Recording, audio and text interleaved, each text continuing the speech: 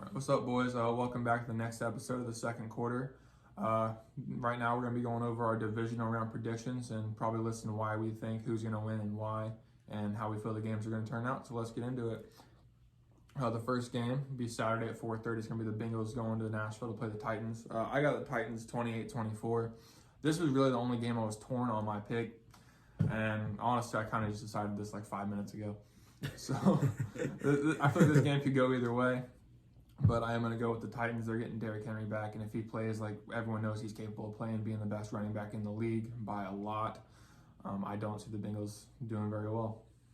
I also have the Titans winning. I have a 31 to 21 prediction score. The Titans minus 3.5. The Titans are 4-0 when A.J. Brown, Derrick Henry, and Julio Jones all play.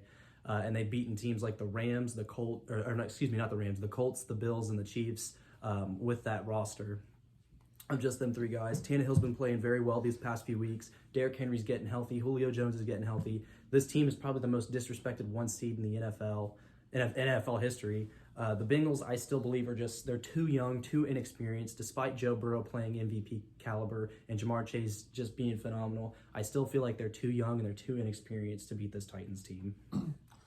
Next, we got the Saturday night game. 49ers are heading to Green Bay to play Aaron Rodgers and the Packers. I personally have an upset here. I got the Niners 31-30. I'm really high on the Niners this year. They made the Super Bowl a couple years back, and they've showed that when they are fully healthy, they can make it. And I have no faith in the Packers in the playoffs.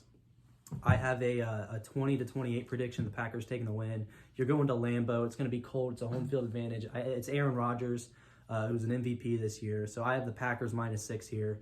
With it, I understand the 49ers are red hot. I'm very high on the 49ers. Deebo Samuel, George Kittle is really going to be the X factor for this game. If George Kittle shows up to play and has a monster game, then I think the 49ers could pull it off. But other than that, I got the Packers. I know what I'm about to say has absolutely nothing to do with the game, but Aaron Rodgers versus the 49ers in playoff history is 0-3. But maybe something to consider. It is. But obviously, next game we're gonna move to Sunday. The Rams are going to Tampa Bay, and I got the Bucks 35-31.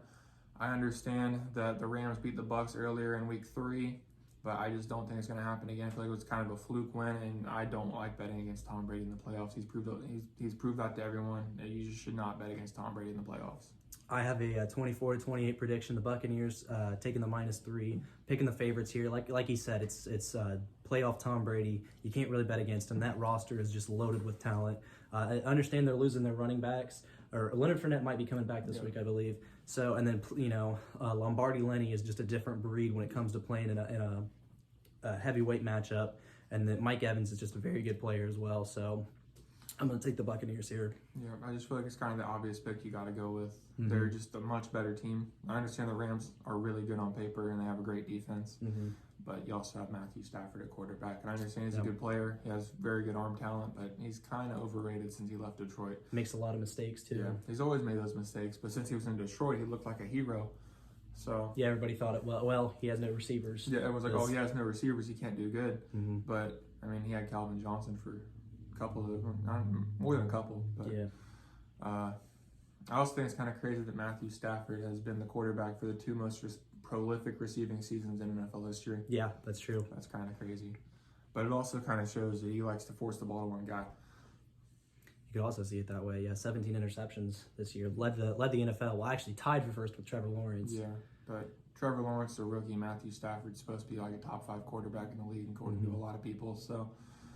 But we're not going to get into that. Next game, the final divisional round game, Sunday at 6:30, the Bills and the Chiefs. This is going to be a shootout. It's going to be either very close or it's going to be a blowout, depending on what offense shows up for both teams and the defenses, because obviously both defenses have been playing really well here recently, and it's going to be in Kansas City. So I'm going to go with the Chiefs' home field advantage, 42-38 in a very high-scoring matchup. I'm going to take the Bills 35-32. I'm going to take the Bills +2. Josh Allen has a tendency to be inconsistent.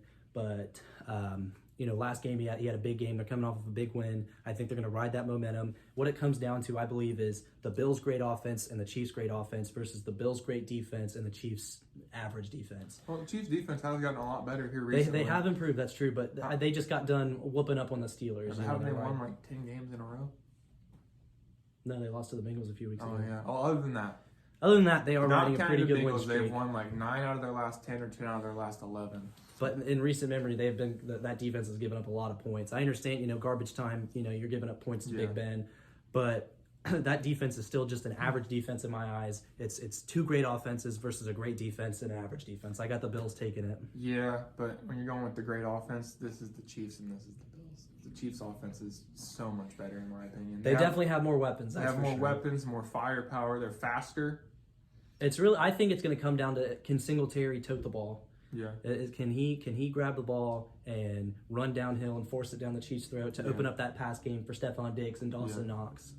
So it's going to be a good game. Probably going to be the best game to watch over Wild Card Weekend if you like offense. If you want a good game, I'd probably say watch the Niners and Packers, but I feel like the best offensive game is definitely going to be Chiefs-Bills.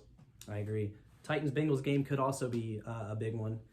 Both have very dominant offenses, so tune into our next episode where we're going to go over our award predictions for this year, and then we'll see you then.